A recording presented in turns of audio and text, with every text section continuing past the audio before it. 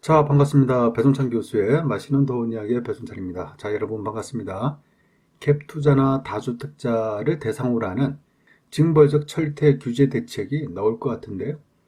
이러한 대책이 나오는 배경은 역시 부동산이 난리 났다가 아니겠습니까?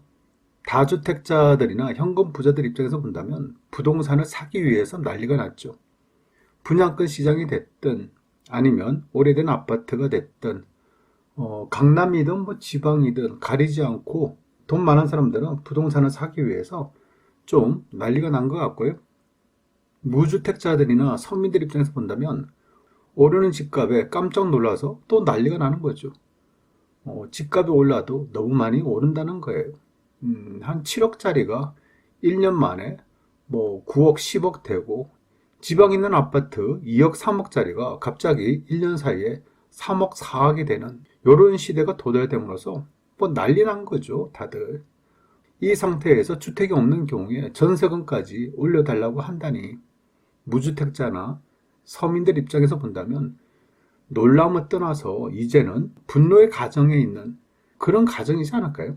따라서 서민들은 아니 그동안 정부는 집값을 잡지 않고 도대체 무엇을 했냐는 거예요. 부동산 대책만 이렇게 내놓지 말고 실제적으로 부동산을 잡을 대책을 구체적이면 실체적인 이런 대책, 강력한 대책을 내놔라. 이런 식으로 정부를 성토할 수밖에 없겠죠. 이에 따라 정부 또한 난리 난 거죠. 국민들의 부동산에 대한 성난 민심에 정부 또한 깜짝 놀란 거 아니겠습니까? 이렇게 하다가는 정말 큰일 나겠구나. 그래서 부랴부랴 또다시 부동산 대책을 내놓는 거 아니겠어요?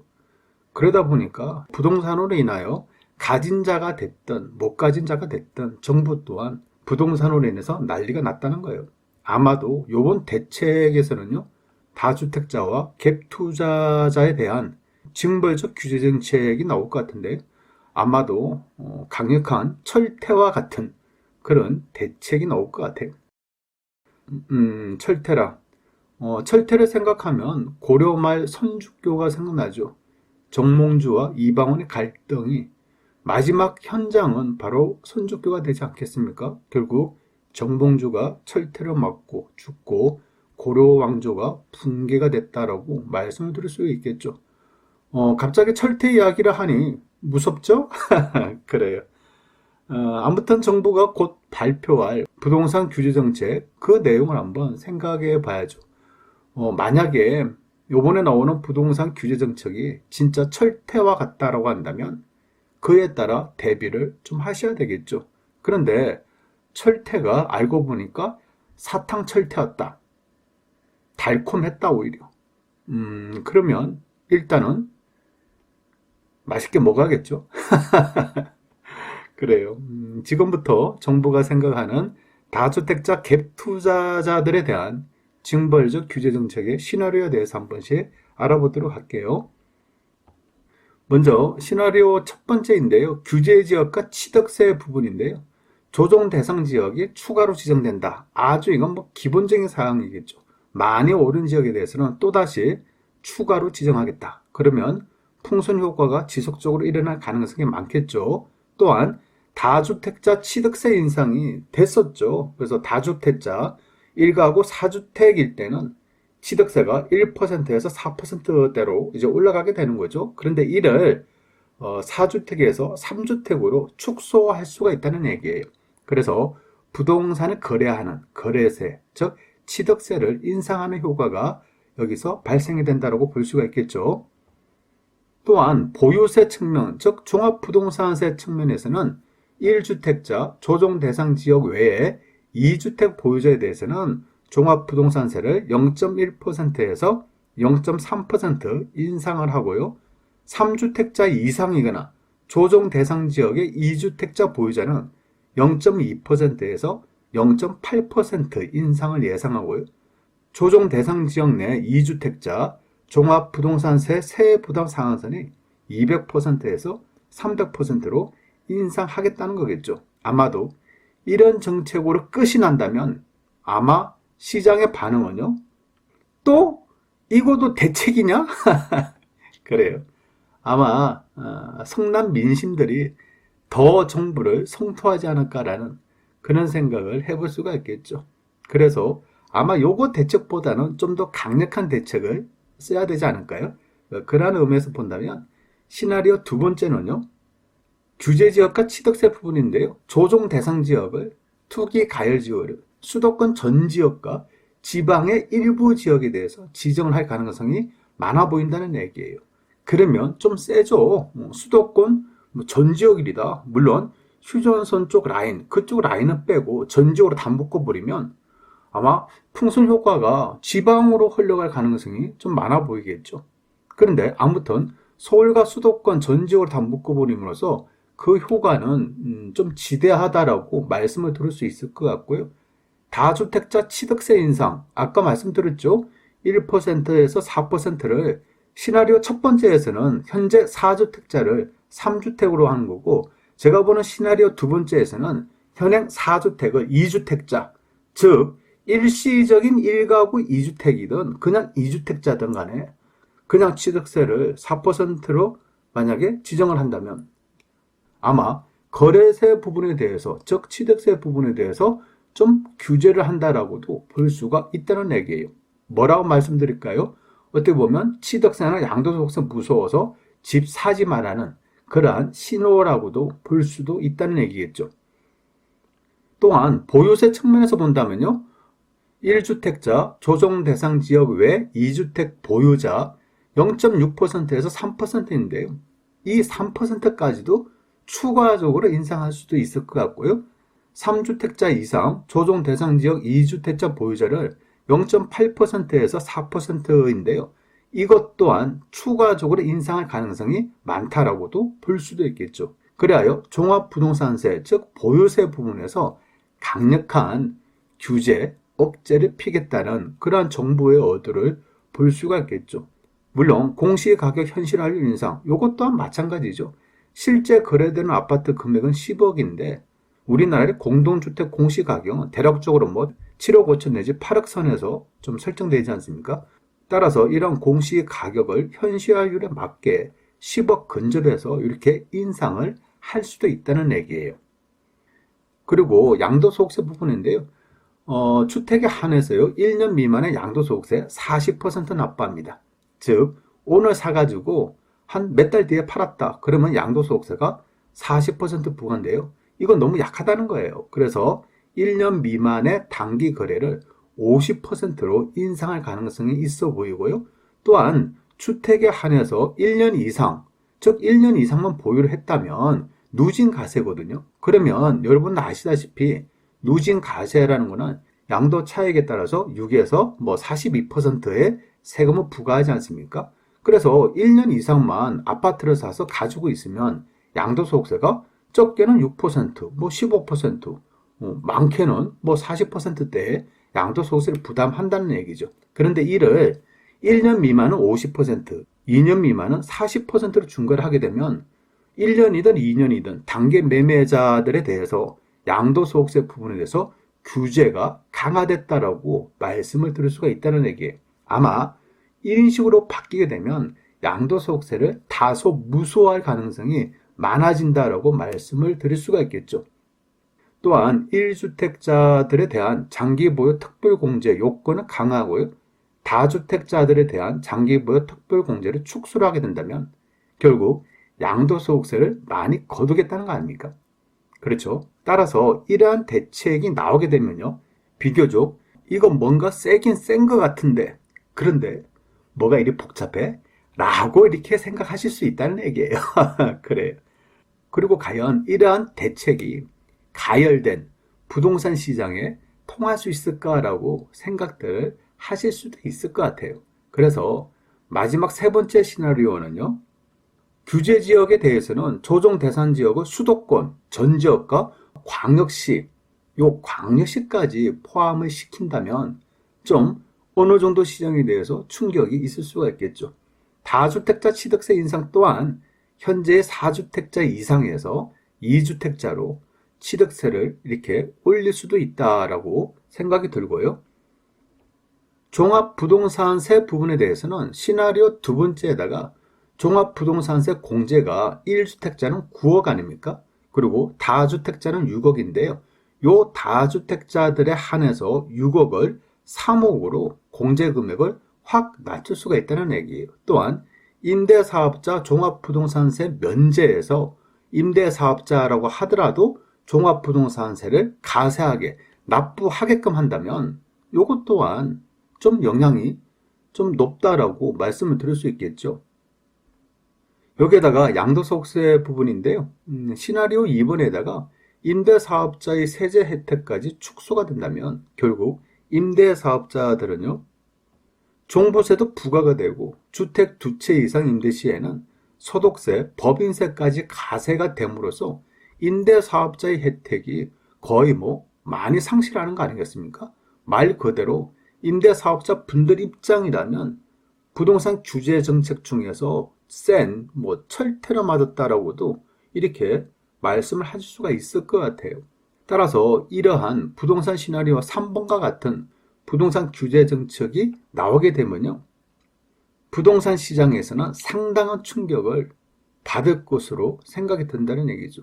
따라서 보통 사람들 입장, 부동산 서민들 입장에서 본다면요, 바로 이거야 라고 이렇게 생각하시면서 아마도 기뻐하시지 않겠습니까? 여러분들은 어떻게 생각하세요? 바로 이겁니까? 그래요. 그런데요, 제가 보는 점에서는 이런 대책이 나와도, 예를 들어서 1번, 2번, 3번 같은 부동산 대책이 나와도 지금처럼 불타오르는 이런 부동산 경기를 잡기에는 다소 좀 어려워 보인다는 얘기예요. 물론 일시적으로 몇 달 정도는 잡을 수가 있을 것 같아요. 그런데 몇 달이 지나면 또다시 부동산이 또 상승할 가능성이 좀 많아 보인다는 얘기예요.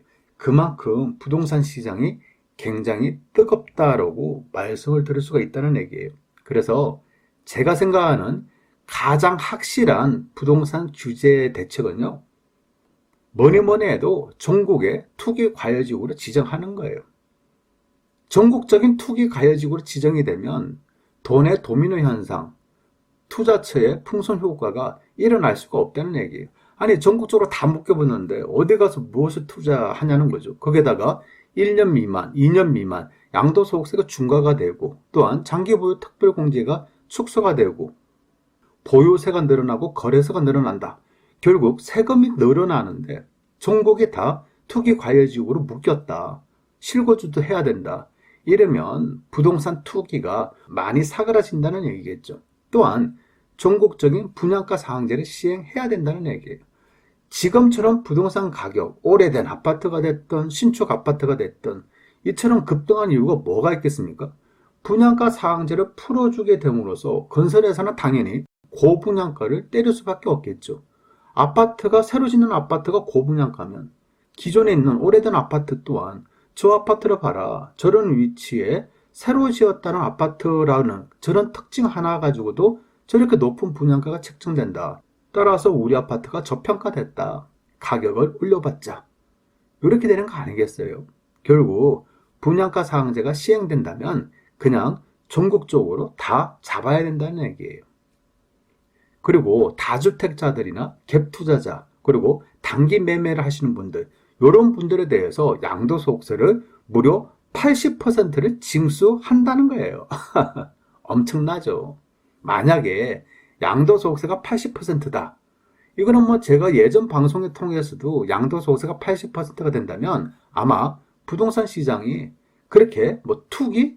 아마 양도소득세 80% 납부하고 주민세 10% 하면 88%, 취득세 4%, 92%, 여기다가 보유세, 여기다가 공인중개사분들의 수수료, 그렇지 않습니까? 이런 비용 저런 비용 다 합치면 돈을 투자를 했는데 실질적으로 양도 차익이 발생이 돼도 남는 게 없다는 얘기예요. 그러면 부동산 가격이 어떻게 될까요? 당연히 하락할 수밖에 없겠죠. 만약에 이처럼 양도소득세가 80%라는 이러한 대책이 나오게 된다면 부동산 시장에서는 바로 효과를 낼 수가 있다는 얘기예요. 그런데요, 이러한 대책은요, 사실 어떤 정부든 간에 보통 배짱으로는 이러한 정책을 내놓기는 아주 힘들 거예요. 왜냐하면요, 이러한 초강력 부동산 대책으로 인하여 부동산 시장이 일시적으로 얼어붙이는 거 아니겠습니까? 아니, 양도소득세 80%인데 누가 사냐는 얘기겠죠. 따라서 부동산 빙하기가 도래가 된다는 얘기예요. 그렇다면요, 부동산의 거래량은 급 감소할 수밖에 없겠죠. 사고자 하는 사람들은 없고요. 팔고자 하는 사람들이 넘쳐난다면 결국 부동산 가격의 급락을 예상할 수가 있다는 거겠죠. 앞으로 아파트 가격이 떨어질 거야. 따라서 오래된 아파트도 사지 마. 신축 아파트도 사지 마. 이러한 인식이 사람들 마음속에 심어진다면 이 세상에 누가 아파트를 사겠습니까? 이 세상에 누가 새로운 아파트를 분양받고자 할까요? 따라서 전국적으로 미분양 아파트가 증가되게 되겠죠. 결국 아파트를 지었는데 아파트가 안 팔려. 그러면 건설회사 입장에서는 부도날 수밖에 없는 거 아닙니까? 건설회사가 부도났다. 그렇다면 부동산 경기가 더욱더 힘들어질 수밖에 없다는 얘기죠. 따라서 부동산의 자산 붕괴가 일어나고 만다는 얘기예요. 여기에다가 부동산 거래가 안 되니까 자연스럽게 취득세가 세금이 감소되겠죠. 또한 아파트 가격이 올라야지 양도소득세가 부과되지 않습니까? 아파트 가격이 떨어진다고 하면 이거는 양도소득세 부과가 안 되지 않습니까? 취득세도 감소가 되고 양도소득세도 감소가 된다면 그리고 그 다음에 부동산 가격이 떨어지게 됨으로써 공시가격도 떨어질 수밖에 없지 않습니까? 그렇다면 보유세, 종합부동산세도 떨어질 수밖에 없다는 얘기예요. 결국 세금도 안 들어오고 부동산의 자산 붕괴도 일어나고 결국 부동산 규제 정책으로 인해서 대한민국의 경제 위기가 또다시 도래가 될 수도 있다는 얘기예요. 그렇다면 이 책임은 누가 지냐는 거죠. 이런 상태가 또 지속이 된다면 부동산 경기가 안 좋아, 먹고 살기가 힘들어, 경기가 너무너무 안 좋아. 국민들은 또 내가 언제 그러냐는 듯이 또다시 정부에게 성토를 또 낼 거 아닙니까? 2020년 그때가 좋았다는 거죠. 그때는 그나마 부동산이 돈이 돌았다. 그나마 살만했다. 그러나 지금은 이게 뭐야? 부동산도 죽어버리고 경기도 죽어버리고 아니 왜 정부는 쓸데없이 집값을 잡는다고 경기까지 다 말아먹었냐. 따라서 그때가 좋았다. 2020년 때가 좋았다. 요렇게 또 말할 가능성도 굉장히 높다는 거예요. 그게 보통 사람들의 심리라는 거죠. 그렇지가 않나요? 따라서 정부도 이러한 점을 잘 알고 있겠죠. 따라서 그동안 많은 정책을 내놨어도 경기와 부동산에서 그냥 줄타기를 한 거 아닙니까? 경기를 살리면서 부동산을 잡으려고 하니까 지금 이 경지에 도달이 됐다라고 말씀을 드릴 수가 있다는 얘기예요. 그러한 의미에서 본다면 제가 생각하는 요번에 나온 대책은요. 결국 시나리오 1번, 2번, 3번 중에 물론 제가 생각하는 네 번째 시나리오가 파격적인 시나리오가 나올 수도 있는데 그럴 가능성은 많아 보이지 않는다는 얘기 같고요. 그렇다면 지금까지의 시나리오 1번, 2번, 3번 중에 2번 내외에서 아마 결정이 될 가능성이 매우 높다라고 말씀을 드릴 수가 있다는 거예요. 그러면 시나리오 2번을 또한 자세히 살펴보면 취득세 부분에 대해서는 2주택자 이상이라면 예를 들어서 취득세가 1%에서 4%, 종합부동산세 이거는 뭐 당연히 인상이고요. 양도소득세 1년 미만 현재 40%에서 50%, 2년 미만은 40%를 인상한다는 얘기죠. 여기다가 장기보유 특별공제 혜택을 축소하는 거고 임대사업자에 대한 세제 혜택을 축소하는 이러한 선에서 아마 마무리가 될 가능성이 매우 높아 보인다는 얘기입니다. 아무튼 지금의 부동산 시장은 정말 급변하는 그러한 부동산 시장인 것 같아요. 무조건 오른다, 무조건 떨어진다가 아니라 지금은 오를 가능성이 굉장히 많은 그런 시대적 분위기다. 따라서 과연 정부가 어떤 정책으로 어떻게 부동산을 잡아 나가는지 이에 반해서 또 부동산 투자자들 어떻게 이를 또 빠져나가는지 이런 부분에 대해서 여러분 지켜봐야 되는 그러한 중요한 시기가 도래되었다라고 말씀을 드릴 수가 있을 것 같고요. 제가 보는 점에서는요. 시나리오 2번 플러스 알파 요거 가지고도 좀 굉장히 부동산 시장은 그래도 더 위험하다라고 이렇게 감히 말씀을 드릴 수 있을 것 같아요. 자세한 내용은요, 일단 정부의 발표를 보고 또 분석하는 시간을 가져보도록 하겠습니다. 이상까지 배종찬 교수의 맛있는 동원 이야기였습니다. 감사합니다.